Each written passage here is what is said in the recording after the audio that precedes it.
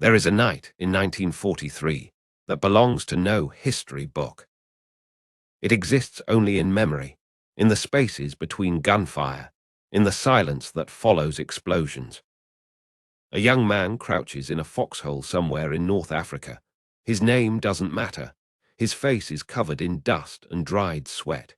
His hands shake, not from fear, though fear is there, but from exhaustion so deep it feels like drowning. Above him, stars pierce through the darkness. The same stars his mother sees back home. The same constellations his girl traced with her finger on summer nights that feel like someone else's life now.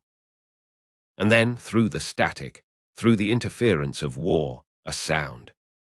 It starts as nothing, a whisper in the noise, a ghost in the machinery, but then it clarifies, sharpens, becomes unmistakable. A saxophone. Smooth, defiant, impossibly alive. The melody spills from a radio held together with wire and hope. Someone 2 foxholes over has managed to catch a signal from the armed forces radio service. The broadcast is scratchy. It fades in and out like breathing, but it's there. For 3 minutes and 42 seconds, the war stops. Not literally. The guns are still there. The enemy is still there. Death is still close enough to touch. But for those minutes, those impossible minutes, that soldier is somewhere else. He's in a ballroom with polished floors. He's holding a girl who smells like lavender and hope. He's watching his father tap his foot to the rhythm, trying not to smile. He's alive in a way that has nothing to do with survival. This is not a story about military strategy. This is not a tale of famous battles or turning points marked on maps. This is something smaller, something larger, something that slipped between the official records and the government reports. This is the story of how music went to war. How rhythm became resistance, how melody became medicine, how a beat, just a simple, swinging beat, reminded millions of people what they were fighting for.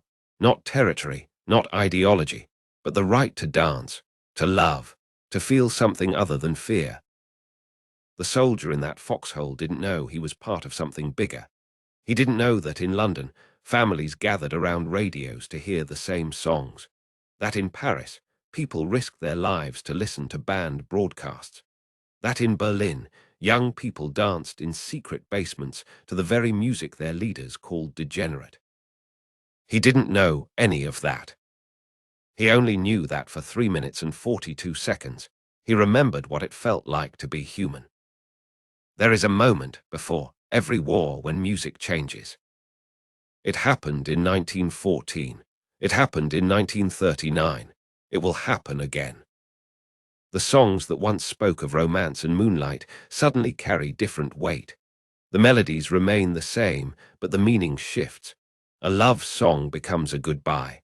A dance tune becomes a memory. A rhythm becomes a lifeline. In the years before the war, swing music had swept across America like wildfire. The big band sound, brassy, bold, impossibly alive, filled dance halls from coast to coast. Young people moved to rhythms that felt modern, dangerous, free. Glenn Miller, Benny Goodman, Duke Ellington, Count Basie, Artie Shaw. These weren't just band leaders. They were architects of joy, conductors of energy, masters of a sound that made people forget, for a while, that the world was sliding toward darkness. The Savoy Ballroom in Harlem could hold 4,000 dancers. On Saturday nights, it held more than that. Bodies pressed together, moving as one, feet flying in patterns too fast for the eye to follow. The Lindy Hop, the Jitterbug, dances with names that sounded like freedom. But then December came. December 1941. Pearl Harbor turned the music into memory overnight. Young men who had spent Saturday nights on dance floors suddenly spent their days in recruitment lines. The bands that had played for joy began playing for goodbye. Train stations became theaters of heartbreak. Platforms crowded with couples holding each other like drowning people clutching driftwood. And somewhere, always somewhere, music drifted through the steam and the tears. A trumpet from a radio. A voice singing about meeting again. about blue skies and better days. The musicians knew what was coming.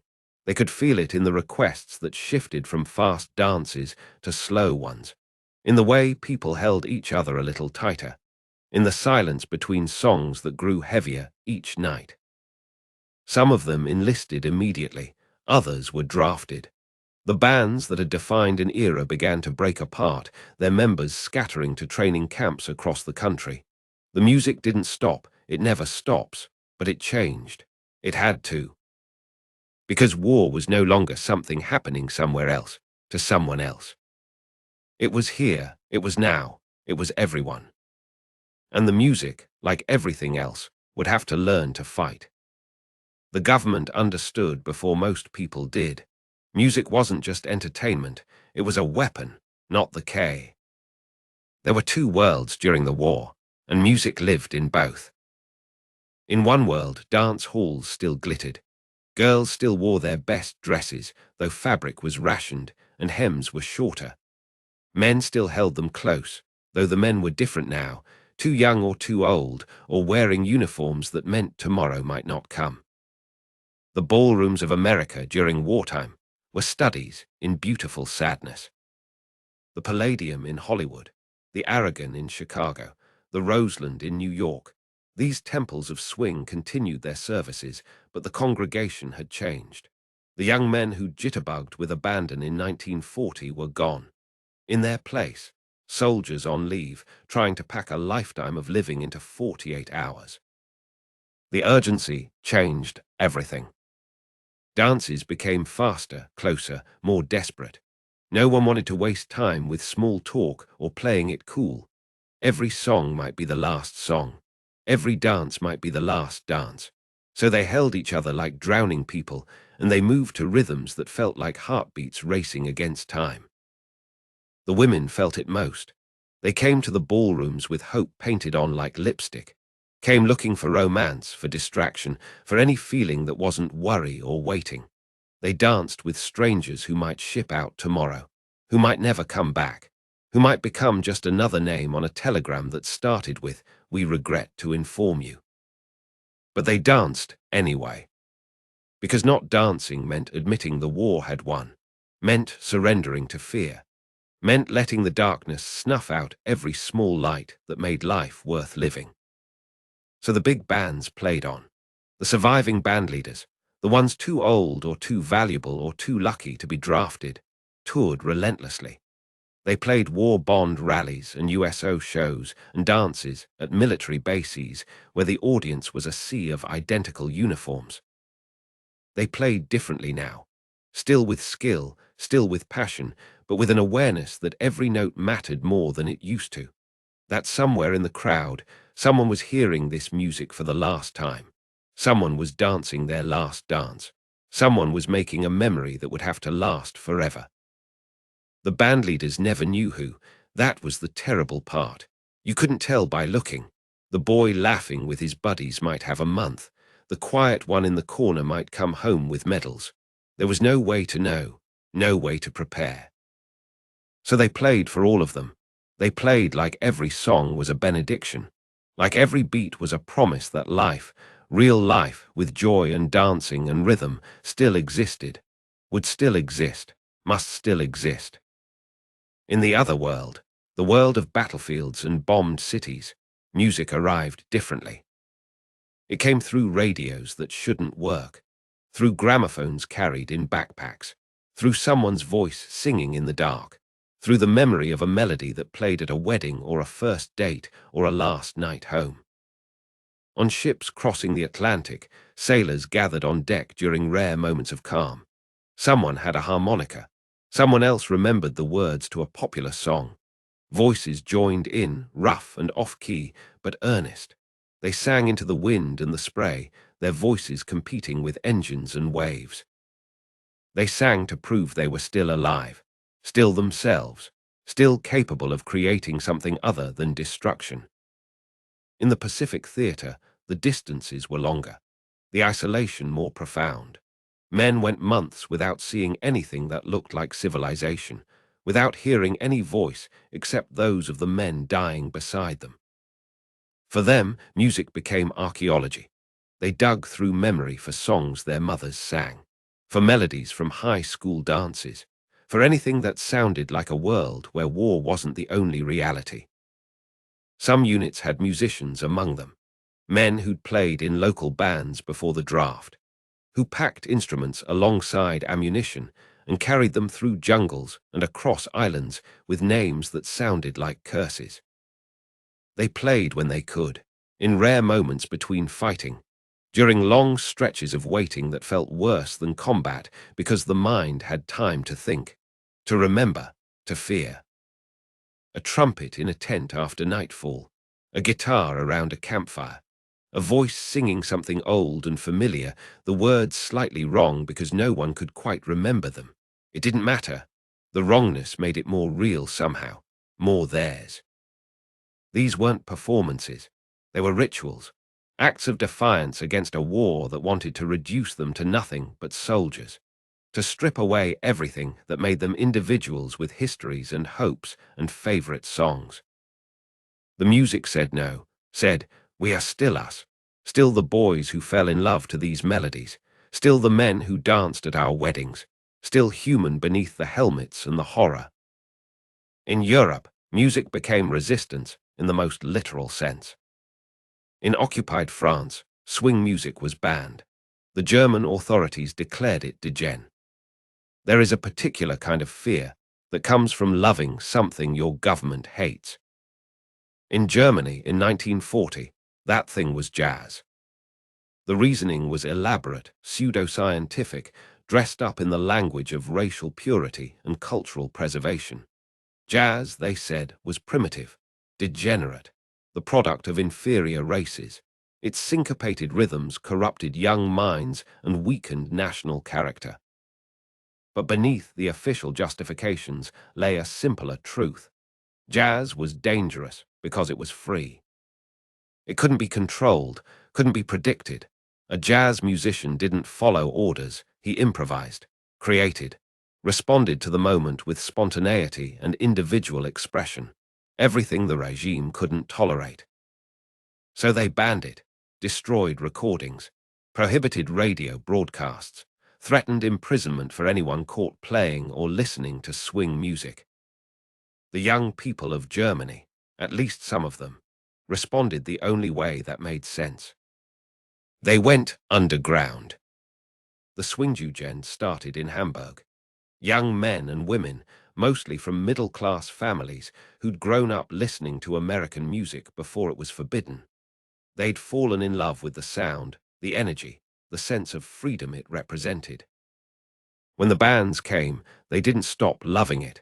They just learned to love it in secret. They met in private homes, in cellars, in any space where the music could be played without attracting attention. They dressed in styles borrowed from American and British fashion, long jackets, narrow ties, hair grown longer than the military approved. Their appearance itself was rebellion. And they danced, in defiance of laws, in defiance of fear, in defiance of a government that insisted there was only one way to be German, one way to think, one way to move your body. The authorities noticed. How could they not? The Swingjugend weren't subtle. They wanted to be seen, wanted their rebellion visible, wanted everyone to know that not all German youth bought the propaganda. The raids began in 1940. Gestapo agents would burst into suspected gatherings, arrest everyone present, confiscate recordings and equipment. The consequences were severe. Some were sent to work camps. Some were conscripted to the front lines as punishment. Some simply disappeared into the machinery of the state, never heard from again. But still they danced. Because surrender wasn't just about giving up music. It was about giving up the belief that individuals had the right to choose what brought them joy. That art could exist separate from politics. That rhythm and melody belonged to everyone, not just to those in power. A young man named Peter in Hamburg was arrested in 1941 for attending a swing dance. He spent 3 months in detention. When he was released, thinner and quieter but unbroken, his friends asked if he regretted it, if the music had been worth the price. He said yes without hesitation, because those hours of dancing had been the only times in months he'd felt truly alive, truly himself, truly free. He died on the Eastern Front 2 years later, but for those few hours in that underground club, he'd been more alive than most people ever are. In occupied Europe, the story repeated with variations. In France, the Zazas made their rebellion visible. They dressed outrageously, carried umbrellas even in sunshine, wore thick-soled shoes and sunglasses. Everything about their appearance screamed nonconformity. They gathered at cafes and clubs, playing American records when they could get them, British swing when they couldn't. They danced the Lindy Hop and the jitterbug with exaggerated movements that mocked the goose-step precision of German military parades. The occupying forces tried to crush them, rounded them up, cut their hair forcibly, humiliated them in public. But humiliation only works if you're capable of shame, and the Zazas had decided shame was something they couldn't afford. They wore their arrests like badges of honor, came back from detention and danced harder, dressed more outrageously, played the music louder. Because they understood something the authorities didn't. You can't kill an idea by arresting its adherents. You can't silence music by smashing records. The notes live in memory. The rhythm lives in blood. The spirit of rebellion survives in anyone who remembers what freedom sounds like. In Belgium, in Holland, in Denmark, young people made similar choices. They listened to banned broadcasts from London. They passed around American records like sacred texts. They danced in secret and sometimes in public, daring the authorities to stop them. Some did it for political reasons. They saw jazz as representing Allied values, democracy, freedom, individualism. Their love of the music was inseparable from their hatred of occupation. Others did it simply because they loved the music, because it made them feel things their grey, constrained lives didn't allow for, because for 3 minutes of saxophone and drums, there are turning points in every war, battles that historians mark as decisive, moments when everything changed. But those moments look different depending on where you're standing. In the autumn of 1944, American forces pushed through France toward Germany. The fighting was brutal. Every mile cost blood. Every town liberated revealed new horrors of occupation. Every day felt like the last day anyone would survive. And then, on a grey afternoon, outside a small French village, whose name no one remembers, something happened that shouldn't have been possible. An American unit had set up temporary camp in a bombed-out church. Most of the roof was gone. The pews were kindling, but 3 walls still stood, and that was enough to provide some shelter from the autumn rain. Someone had a portable radio. Someone else had managed to keep a battery alive, and for reasons no one could quite explain, the radio picked up a signal from the BBC. A jazz program, live from London. The men gathered around the radio like it was a campfire, like it could warm them. In a way, it did. The music poured out into the ruins, saxophone and trumpet and drums. The sound bounced off broken stone and escaped through the missing roof into the twilight sky. It was incongruous, absurd even. Big band swing playing in a destroyed church in the middle of a war zone. And then they heard voices, not from the radio, from outside. Singing. In German. The Americans grabbed their rifles, took defensive positions, prepared for attack, but the attack didn't come. Instead, slowly, carefully, with hands visible and empty, German soldiers emerged from the trees. They were young, impossibly young. Boys in uniforms too big for them, carrying weapons they'd barely learned to use.